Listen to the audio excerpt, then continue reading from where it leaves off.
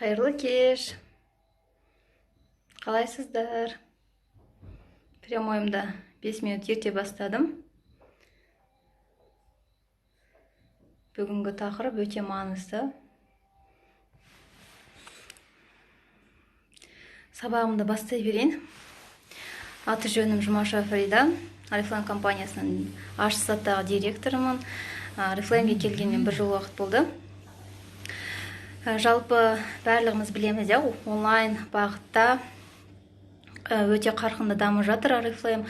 Инстаграмнан 80% Oriflameмен заниматься етеді. Яғни быстрый рост, яғни осы онлайн бизнестің арқасында.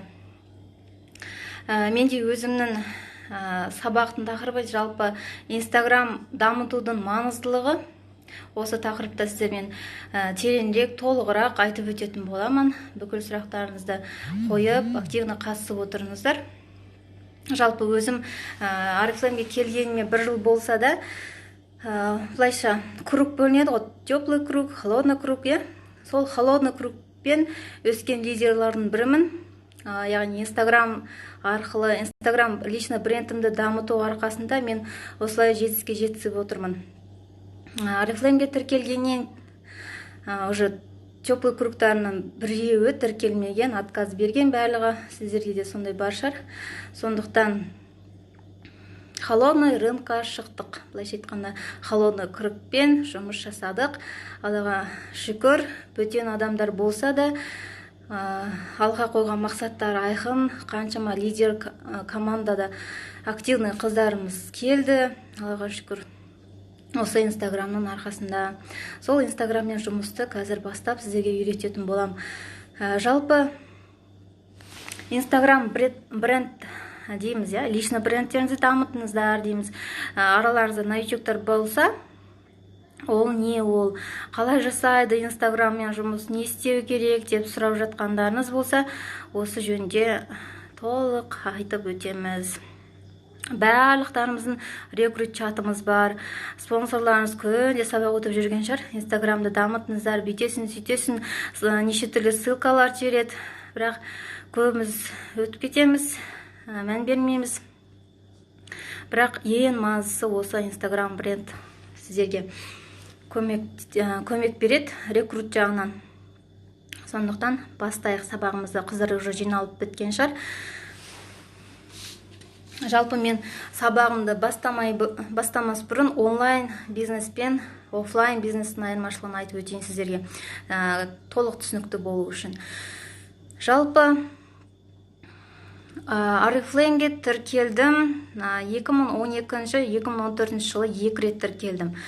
Ол кезде офлайн, мынандай сотка деген жоқ, интернет вообще жоқ деген сияқты, соцсет жоқ кез, система өте қиын болған. Содан кейін уже 2018 жылы 3-ші тіркелуім. Аллаға шүкір, онлайн бағытта өте тез өстік десем де болады. Мен өзім декреттегі анамын. Үйде отырып ақ, Инстаграм личный брендімді дамытып отырып ақ, адамдарды шақырып, командамды өсіріп отырмын. Сондықтан сіздерге онлайн бизнес өте мықты нәтиже береді, чем офлайнға қарағанда. Бірақ офлайндағы лидерларды қатты уважать етем, себебі өте күшті, мықты қыздар олар. Себебі живойынан отказ естіген, живойынан барлығы, Гүлнұр қатып жатыр дейді. Барлықтарыңызда қатып жатыр ма? 10 деген санды жазыңыздар, егер қатпай жатса. Қыздар, қатып жатыр ма барлықтарыңызда?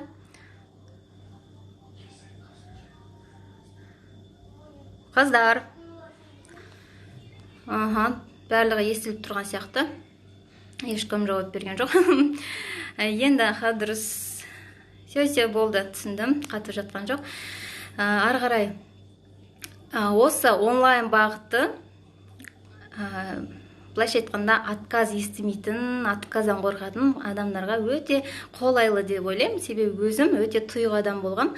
Онлайн бизнес маған, былайша айтқанда, өзімді ашуға, енді білесіздер ғой, тұйық адам сөйлемейді деген сияқты. Бірақ осы WhatsApp-тан ашылдық, кейін жаңағы аудиоға көштік, шаблоннан аудиодан жаңағы прямойға көшіп, өзіміздің қорқынышымызды жеңіп, осылай сіздердің алдарыңызға шығып отырмыз.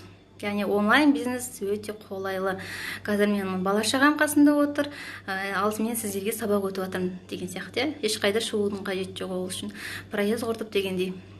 Сол үшін онлайн бизнесті қолға алыңыздар. Бұл сетевой компанияның ең мықты Oriflame компаниясы, енді айта алмаймын, енді керемет мүмкіндіктері толып тұр.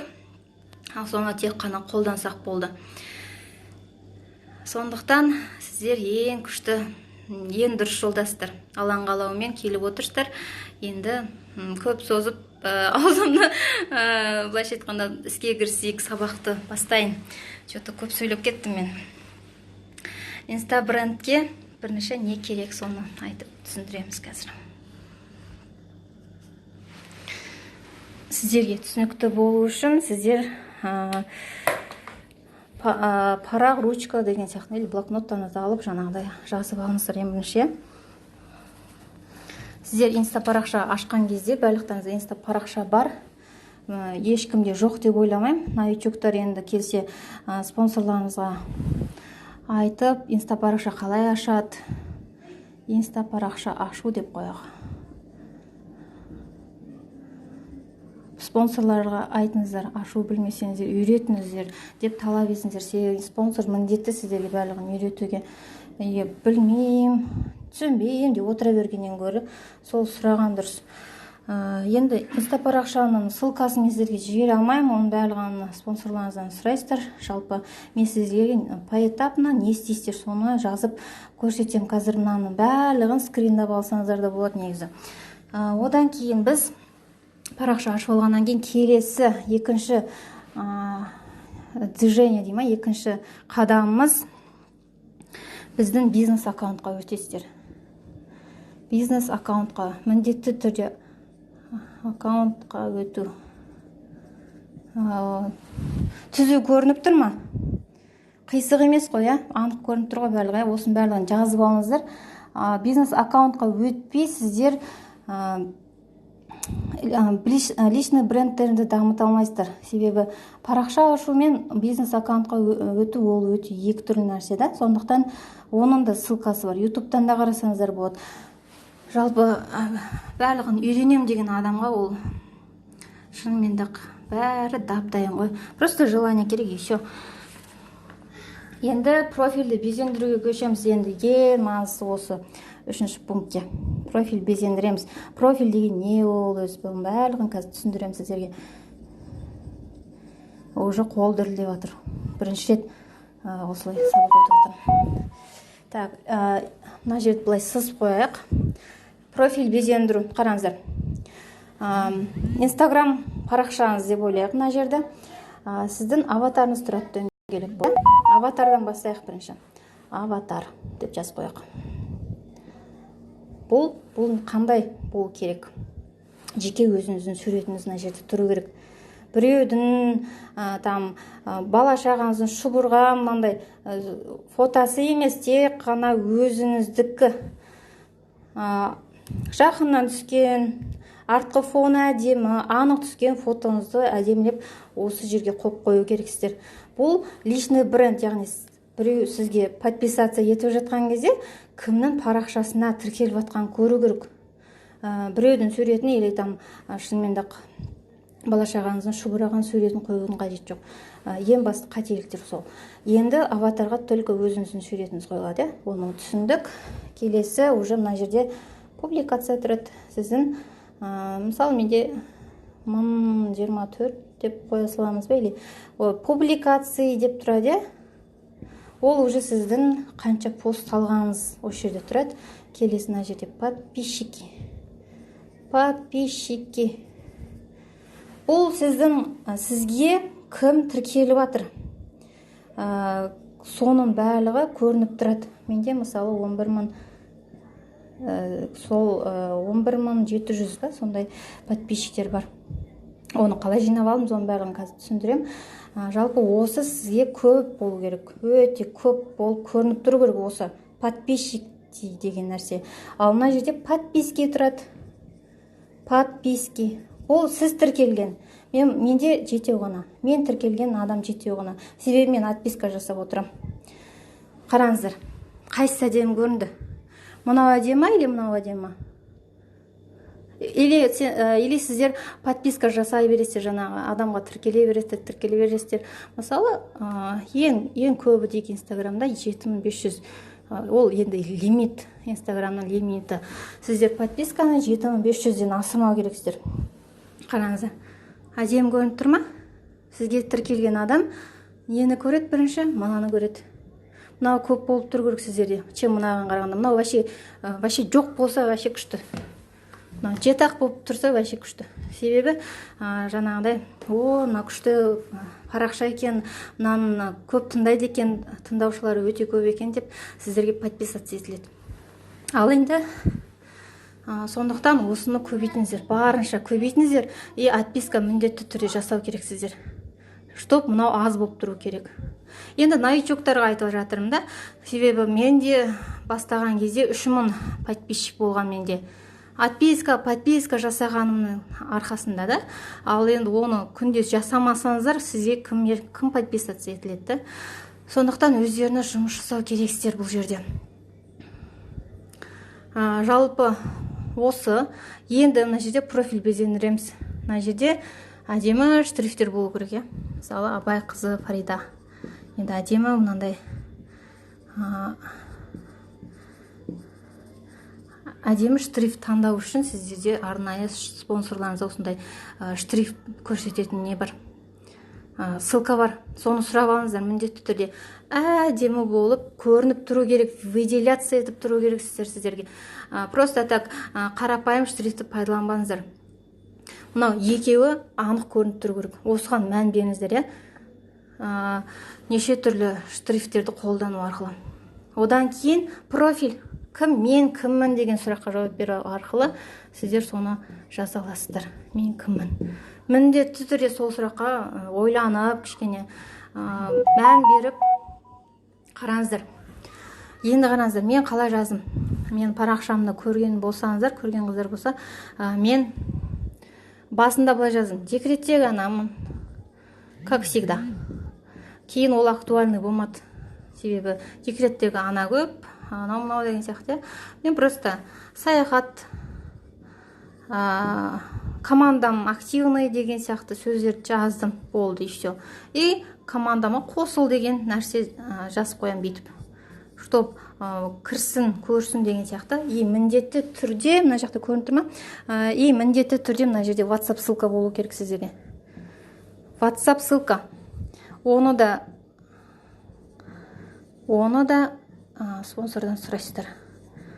Маған үйрет, бәрін көрсет депші. Айтпесе, оны новичоктар көп түсіне алмай жатады. Бұны прям сабақ өтесіздер ғой WhatsApp'та, вот сол жерден копировать етіп, ставить етіп, бәрін досконально көрсетпесе, болмаса өздеріңіз YouTube'тан іздеп көрмесеңіздер, көп адам оны істей алмайды оңайлықпен. Сондықтан мен өз командама скринмен барлығын көрсетем, досконально.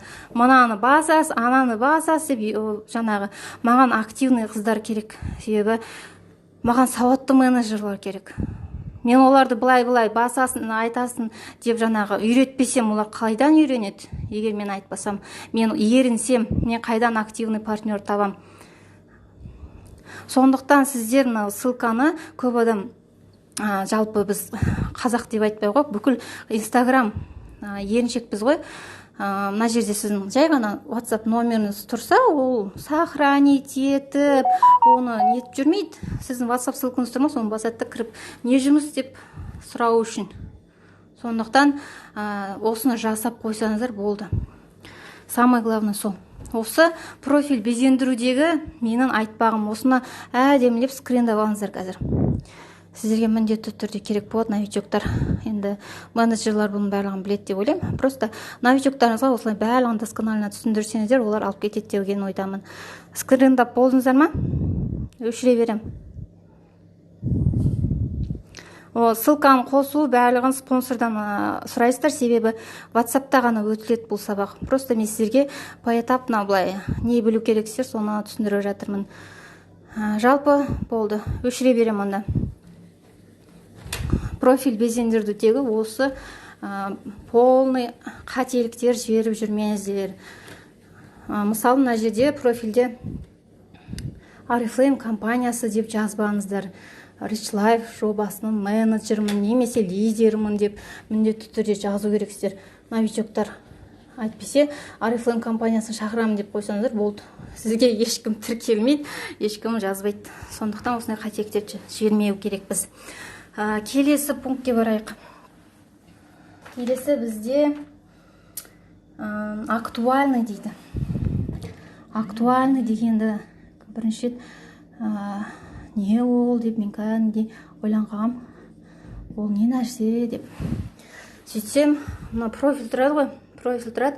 Мына жерде дөңгелек сіздің историяларыңыз тұрады. Мына аватар. Кімде бар актуальный? Мына актуальный. Бұл жерде сіздің мынау stories деп аталады. Мына жерде плюсик тұрады. Аватарыңызда плюсик тұрады. Сол плюсикті бассаңыздар, сіздер командада болып жатқан жаңалықты, өзіңіздің қайда барып жүргеніңізді прямой эфирге шықсаңыз сол тұрады деген сияқты. Енді сол сақтаулы тұрады мына жерде. Сақтаулы тұрады. А вот ол өшіп кетпес үшін 24 сағаттан кейін мынау прямой эфир өшеді ғой мысалы. Вот соны өшірмес үшін, навечно сақтау үшін былайша айтқанда, мыналарға сақтап қоясыз. Бұл деген мысалы біреуіне команда деп жазып қоюымыз мүмкін. Біреуіне отбасы. Әр домалақ, әр актуальный, әр түрлі тақырыпқа. Мысалы отбасыңыздың суретін сақтап қойыңыз нәрге. Кірген адам сіздің мына жерде жазылған посттарыңызды оқымайды. Сіздерге айтайын. Ол енді еріншектердің қолы бостардың болмаса пост оқып жаңағы нететіні. А вот асығыс адамдар сторизге актуальныйды басады да, сіздің қандай не істеп жатқаныңыз бәрін бүйтіп өткізіп көріп алады, и все. Сондықтан сториз бен актуальныйды міндетті түрде қолға алыңыздар. Пост жазып жүргеннен гөрі осы дұрыс. Прямой эфирге қайта шығыңыздар. Себебі личный брендтің дамуы прямой эфирге байланысты. Менеджер сатысынан бастап уже прямой эфирге шығыңыздар. Хотя бы 20 минутке болса да өздеріңізді ашыңыздар. Болмаса жаңағы чатта күречік қыздар бар ғой, менеджер қыздар бар, жиналып закрытый аккаунт ашып алыңыздар. Сөйтіп ашыңыздар өздеріңізді, сөйлей беріңіздер. Солай бастадық қой бізде. Сондықтан қорықпаңыздар прямой эфирден. Так, енді актуальныйды айтып түсіндірдім деп ойлаймын. Қандай сұрақтарыңыз бар осы жөнінде? Дұрыс, өте жақсы. Отбасы, команда, бизнес план дейді. Жұмыс жасап жүрген қыздар біледі уже қандай актуальный жасаған дұрыс екен. Ой, молодцы қыздар. Енді актуальныйды тоқтадық. Жалпы айтпақшы, ең басты қателік мына жерде. Біреулер алады да әр түрлі свет таңдап қойды. Қалай болса солай оформлять етеді. Сіздер былай жасаңыздар.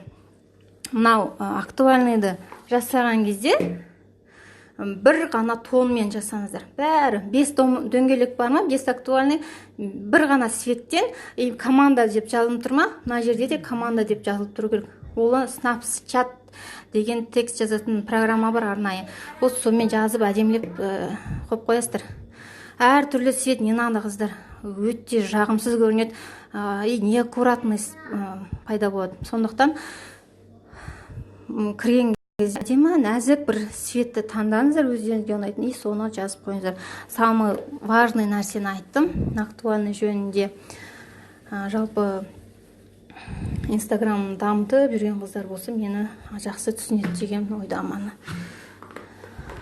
Айтпақшы, бұл курс уже мен платный курсты оқып алғам осы жөнінде. Сондықтан сіздер платный курста отырмын деп те есептегеніңіздер. Себебі платный курс дәл осылай үйретілген маған. Сондықтан барлық мен айтып жатқан нәрсенің бәрін жазып скриндап алыңыздар, керек болады сіздерге. Актуальныйда айттым, мына жерге сторис деп жазып атпын. Сторис. Ол жаңағыдай прямой эфиріңіз сіздің. Мына жерде тұратын прямой эфирге шыққаңыздар. Мына жерде дөңгелек болып қызылға боялып қалады ғой, прямой эфирге шықсақшы. Вот сол сторис деп аталады. На самом деле соған кірген кезде уже листать етіп отырамыз, не болып жатыр деген сияқты. Сол үшін сторизге қайта-қайта прямойға шығыңыздар, қайта-қайта жаңалық фотон бәрін осы жерге вкладывать ете беріңіздер, сала беріңіздер бәрін, и әдемілеп жазыңыздар. Неше түрлі программалар бар. Play Marketке кіресіз, инста деп терсеңіз болды ғой. Инста сторис, анау-мынау, короче, қалағаныңызды осылай әдемілеп текст жазсаңыздар да, фильтровать етсеңіздер де осы сториске әдемілеп сала аласыздар. Мен сіздерге бір күшті лайфхак айтайын. Телеграм бот скачать етіңіз. Телеграм бар шығар сіздерде барлықтарыңызда. Телеграмда қазір айтайын, қандай программа бар. Вот соны скачать етіп алыңыздар, я? Так. Қандай еді? Инстатюб па, қандай? Осыны телеграмға барып кіргізіп алыңыздар. Қатып жатыр дейді. Сет дұрыс қыздар.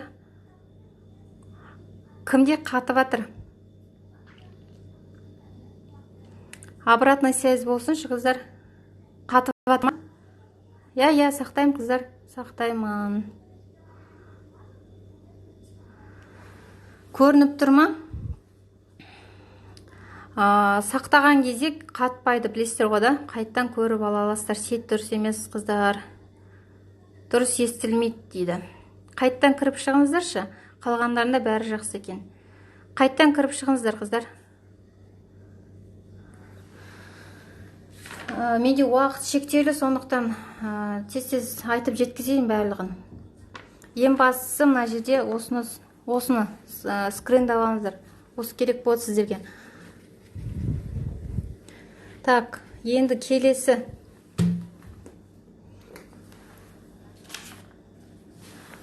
Ең маңыздысын айтып кетейік. 6-шы пункт фото өңдеу.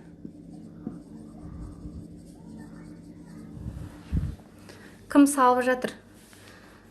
Фото. Әдемі қылып, кім салонға барып шығарып жатыр фотоларын, салонға барып түсіп атсыздар ма сіздер? Мен жаңағыдай қазір қаратып өзіне. Фото салонға барып түскен қыздар бар ма?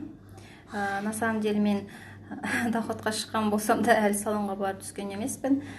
Өзімнің Аллаға шүкір соткам бар деп қойды.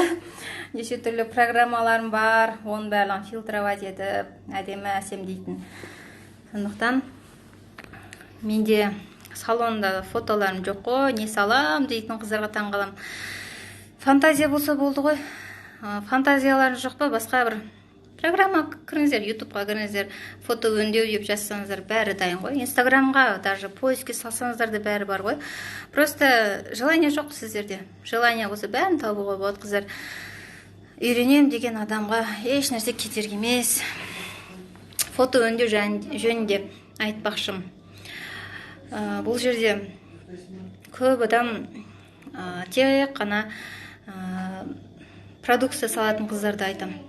Тек қана продукция салатын болсаңыздар, сіздер личный бренд емес ол, оған жатпайды ол. Личный бренд деген тек қана өзіңізді рекламировать ету. Өзіңіз ғана болу керексіздер. Өзіңіздің отбасыңыз, командалық жұмыс қой бізде. Командаңызбен түскен фотоларыңызды барлығын нетіңіздер, салыңыздар. Әйтпесе жаңағыдай нетіп, там фотоларыңызды қайдағы бір картинкалармен толтырып тастамаңыздаршы. Инстаграм мындай қалай айтсам екен, өте сапасыз фотоны жаман көреді. Сіздерде бар шығар, сапасыз, қисық-мисық түскен фотоны көрмей өтіп кетеміз ғой, сол сияқты. Егер сіздер кәдімгі личный брендтеріңізді дамытамын десеңіздер, тек қана сапалы фотоны қойыңыздар. Оны қалай қоясыздар, өз еркілеріңіз. Программа өте көп. Так, фотоконтент дегенді айтпақпын мен сіздерге. Фотоконтент деген нәрсе болу керек сіздерде. Фото өңдейтін кезде мына жерге фотоконтент деп қойсаң. Бұл енді фотоконтент не үшін? Қараңыздаршы, Инстаграмға саласыздар ғой постты, фотосымен бірге, ол кезде уже сіздерде мындай лента болады. Бұлай көрсетейін сіздерге. Мынау экран беті, телефон экран беті, и фото салған кезде мына бір жері көрінбей қалады, қисық салынып қалады. Мына жерде бар ғой бір артқа тартатыны, мына жерде мындай не бар, бүйтіп қалған знак бар. Вот соны бассаңыздар, сіздер лента дейді бұны, лента. 10 фотоға дейін қоюға болады. Егер қандай командалық жиналыс болса, бір 15-6 бір фотоларыңызды қойғыларыңыз келсе, осыны басасыздар, мынаны басасыздар да, 10 фотоларыңызды іріктеп қойсаңыздар болады. Чем мына фотоны бір салып, мына бір фотоны тағы екіншісін салып жүрмеңіздер да, просто подписчиктеріңізді жалықтырып аласыздар. Ондай жасамаңыздар. Көп фото салғыларыңыз келсе, осыны басасыздар міндетті түрде. Енді сіздерге тағы бір айтарым, фотоконтент жасаңыздар. Ең бірінші оған өзіңіздің фотоңызды көбейтіңіздер. Селфи жасаңыздар, или басқаға айтыңыздар, өз фотоларыңыз міндетті түрде болу керек.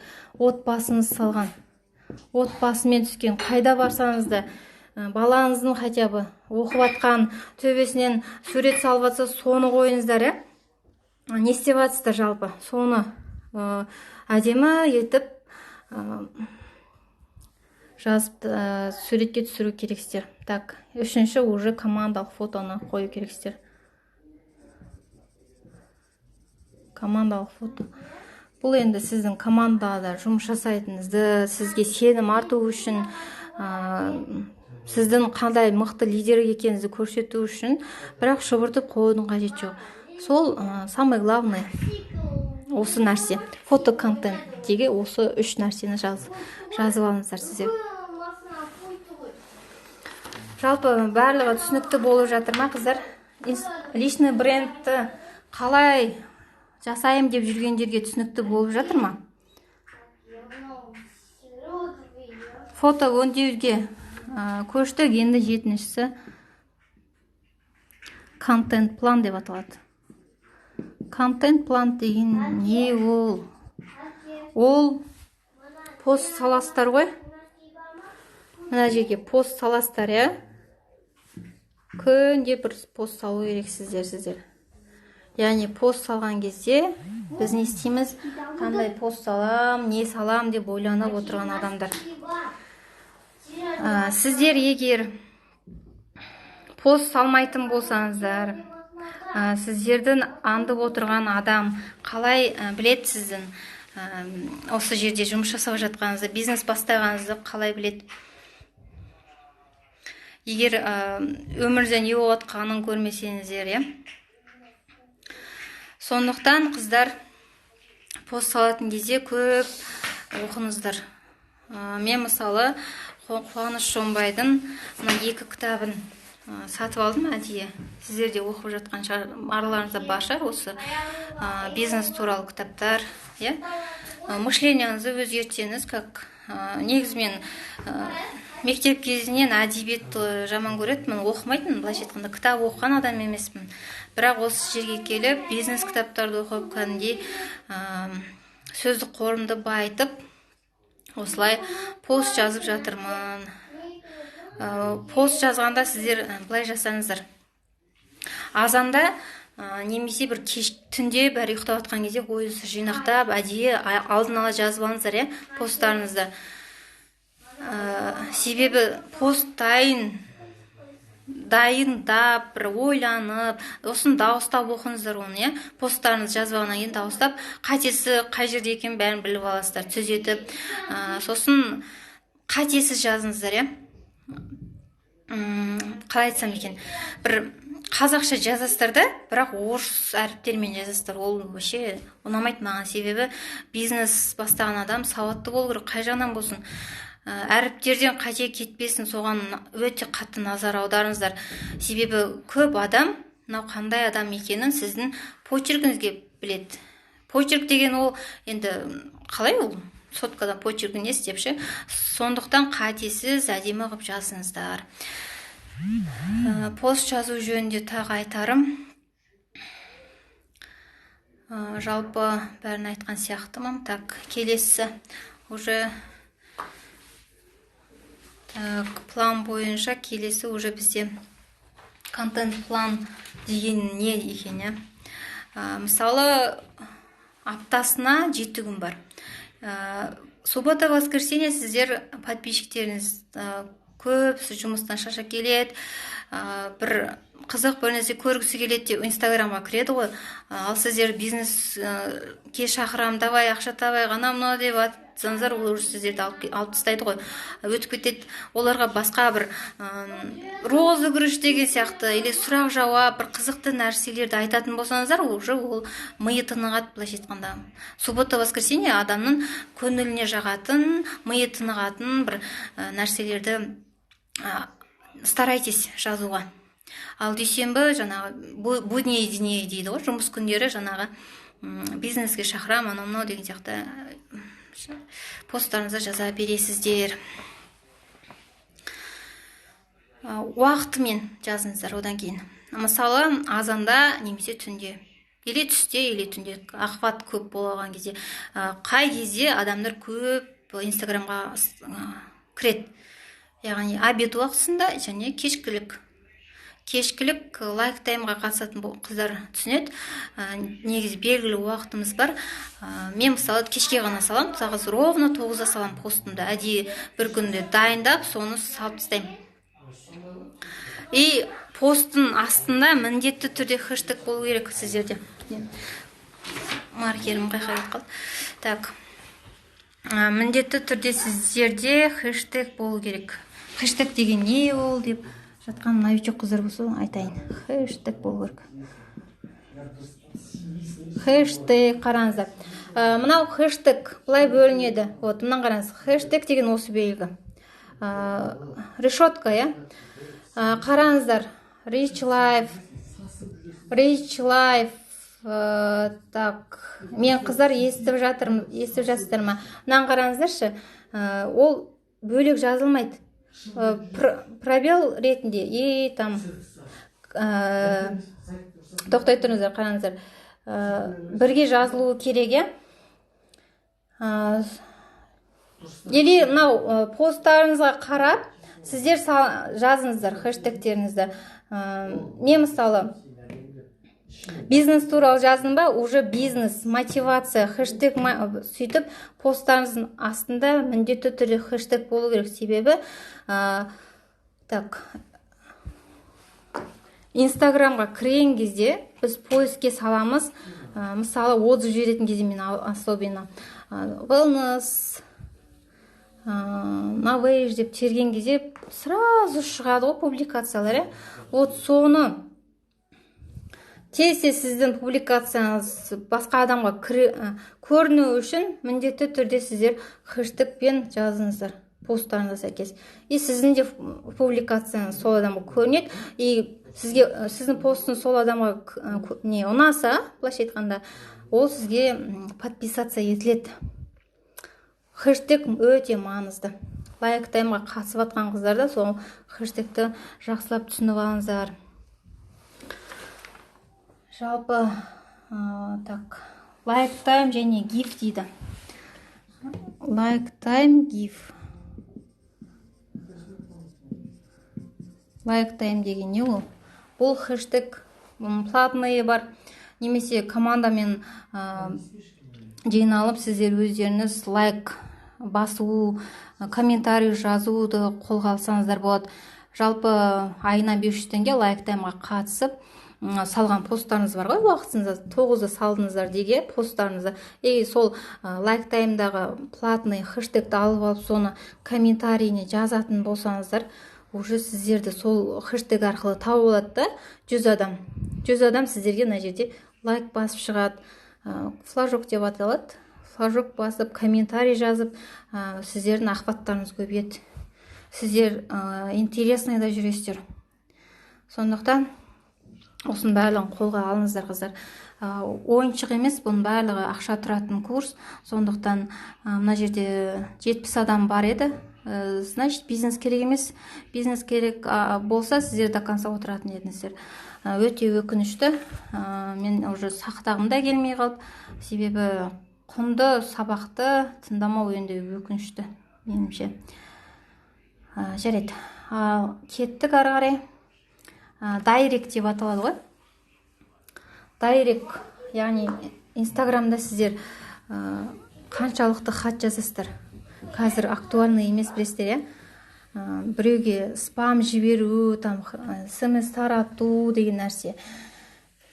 Қазір деген таргетинг рекламамен көп адам айналысып кетті. Автоворонка деген шығып кетті. Сондықтан қазір қараңыздар. Егер қазір сіздер сол рекламаға қатысып жатсаңыздар, жарайды, дұрыс қой ол, таргетинг рекламаға қатысу, бірақ егер сіздер личный брендті дамытпайтын болсаңыздар, өздеріңізді аңдып отырған қыздарға көрсетпейтін болсаңыздар, сіздердің бизнес жасап жатқандарыңызды қаяқтан біледі олар. Қараңыздаршы, ол личный бренд бірден дамып кетпейсін. Ол поэтапно сіздің қаншалықты еңбек сіңіргеніңіз туралы, мысалы, Oriflame'ге келдім, мен тіркелдім деп қаншама таныстарым отказ берді ғой мен. Олар менің инстаграмымда отыр ғой, бәрібір аңдып отыр ғой. Бір жыл өтті, мен доходқа шықтым. Мен жетістіктерін барлығына көрсетіп отырмын личный брендімнің арқасында. Әйтпесе олар қалай келеді? Вот келіп отыр ғой маған таныстарым. Дәл қазір бүгін тағы бір танысымды тіркедім личный брендтің арқасында. Сондықтан сіздер теплый кругтарыңыз отказ берді ма? Қазірден бастаңыздар личный брендті дамытуға. Ақша кетеді, білім кетеді, бұл оңай емес бизнес деген нәрсе. Сондықтан қолға алыңыздар. Көп адам мимо өтеді, мимо ушей. Личный брендтеріне салғыт қарайды, пост салмай қоя салады. Ой, қойш, ертең салам, аргүні салам деп қоя саласыздар. Вот сіздердің подписчиктеріңіз сіздердің отписаться етіп жатқанына мән бермейсіздер да. Сондықтан сіздер жай ғана командада қыздарыңызды емес, хотя бы сіздерге жаңа рекрут керек болса, дамыту керексіздер. Дамытасыздар. Команда өскен сайын уже командаңыз өседі да. Ладно, таргетинг рекламаға қатысып жатсаңыздар, мысалы, қаншама энергияңыз кеткен адамға бір сағат түсіндіре, сол адамға жарайды, ол отказ берді да.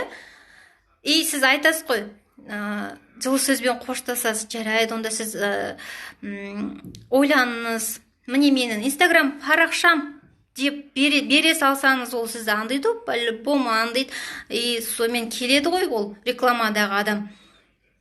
Егер сіз сол бір сағат түсіндіргеніңізді құр кетіргіңіз келмесе, сол парақшаңыз арқылы алып қала аласыз. Мен де сөйтіп алып қалған қыздарды. Олар маған парақшам арқылы келген. Фарида, есіңізде ма? Маған информация беріп едіңіз ғой. Вот мен дайынмын, мен сізді қанша күннен, қанша айдан бері бақылап отырмын, командаңызға қосылғым келеді деген қыздар болды. Сондықтан осындай сіздерге де жазсын десеңіздер, осылай қазірден бастап қолға алыңыздар, түсінбеген жерлеріңіздің барлығын сұраңыздар. Чем үндемей отырғаннан гөрі, үндемей отырған адамды өте қатты жаман көрем. Үндемей отырған адам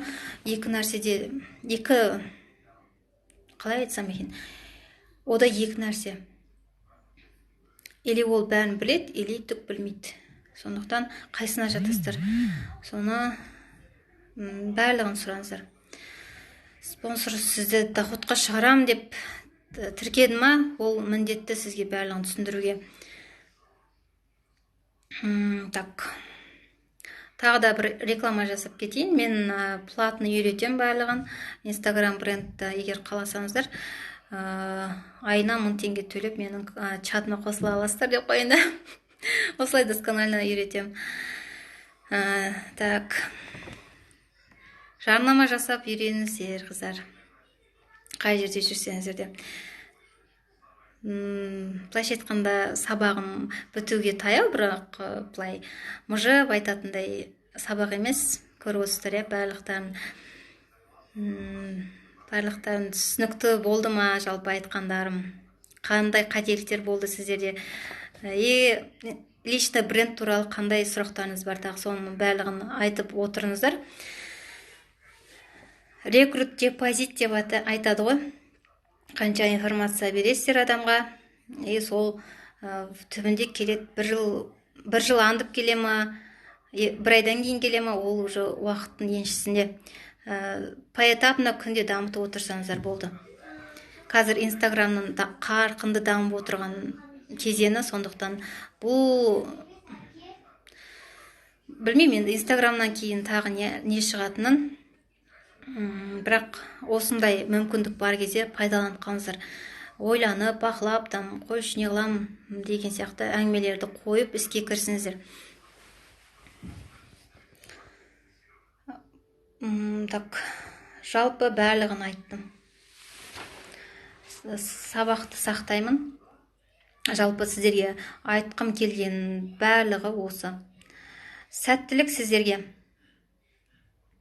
Инстаграмдарыңызды дамытып, рекруттарыңыз көп болсын, қыздар. Аллаға шүкір, жақсы активный қыздар барлығы қатысып отырсыздар екен. Алғысым шексіз менің прямой эфирме кіріп, сабағымды до конца тыңдағандарыңызға. Енді сіздердің сұрақтарыңызға жауап беріп өтейін, сосын уже уақытта таяп қалып бітуге. Қалай жасаймыз жарнама дейді. Таргетинг рекламаның қарқынды дамып жатқан кезеңі қазір. Сіздерден платный рекламаға сұрап жатқан шығар, спонсорларыңызды жинаймыз, командамен адам келеді, түсіндіреміз деп. Вот соған қатысыңыздар. И рекрут жасай аласыздар. Плюс парақшаңызды беруді ұмытпаңыз. Всегда отказ берген адам болса да, жоқ керек емес адам десе де, уже парақшаңызды беріп қойыңыз, жіберіп қойсаңыз, по-любому ол интерес қуалайды. Сол ссылканы басып, сіздің қандай екеніңізді көріп алады. Болмаса, сразу танысқаннан бастап уже неңізді беріп қоя беріңіздер, парақшаларыңызды. Чтоб сізге қайта оралу үшін. Қандай сұрақтар тағы да? Пост сөздерді қайдан алуға болады дейді. Постты мен новичок кезімде копировать ететінмін. Өте тұйық болған соң мен пост жазу даже ерінетінмін. Білмеймін енді не үшін өйткенімді. Бірақ копировать етуді спонсорларыңызда ссылка бар. Соны сұраңыздар. Сол видео арқылы көрмесеңіздер, мен былай түсіндіре алмаймын оны. И барынша өздеріңіз дамытып, білім жинаңыздар мына жерде. Егер білім болмаса, уже шаблонный болмаңыздар да, былайша айтқанда. Тек қана өздеріңіздің миларыңызда болсын, қай жерде болсын, уже дер кезінде жауап бере алатындай, суырып салма пост жазып отыратындай деген сияқты. Жүректен шығады ғой, не болса да пост жүректен шығады. Сондықтан подписчиктеріңізге не айтқыларыңыз келеді, соның барлығын жеткізесіздер. Ойланып жазасыздар ғой. Неше түрлі адам бар ғой, смс жазған кезде, ой деген дырылда, жаңағыдай қайсым екен, тез жазады ғой. Ойындағын жеткізе алмайтын мен сияқты тұйық адамдар, особенно пост жазу үшін де бір күшті оқымысты болудың да қажеті жоқ. Бір кітаптың бір кішкене үзіндісін оқысаңыз болды. Бір ойыңызға не түйдіңіз, соны жаза берсеңіз болады. Келесі сұрақ. Көп ақша жоқ дейді. Бұл енді менің сабағыма қатысты емес, енді келесі сабаққа осындай рекрут жайлы, қалай жауап беремін, қандай қарсылықпен жұмыс деген сияқты барлығын түсіндіріп өтетін боламын. Просто менің сабағыма қатысты сұрақтар қойсаңыздар, иә. Дұрыс, өте жақсы жасайсыз. Жанат, өз сөзіңізбен жазыңыздар. Былайша айтқанда рекрут жасаған кезде тоже жүректен шықсын барлығы. Сіздерде сұрақ болмаса, мен сабағымды аяқтайын. Осы менің сабағымды көріп, ары қарай бастаңыздар. Дәл қазір қателіктеріңіз болса, уже жасай беріңіздер барлығын. Спонсорыңыз миын ашытып, бәрін жасай беріңіздер. 1000 теңге айына командалық жұмыс болғандықтан. Все, менің номерімді спонсорларыңыздан аласыздар енді, егер қатысқыларыңыз келсе. Жақсы, сау болыңыздар қыздар. Сіздерге пайдам тисе, өте қуаныштымын. Сау болыңыздар. Сақтап қоям.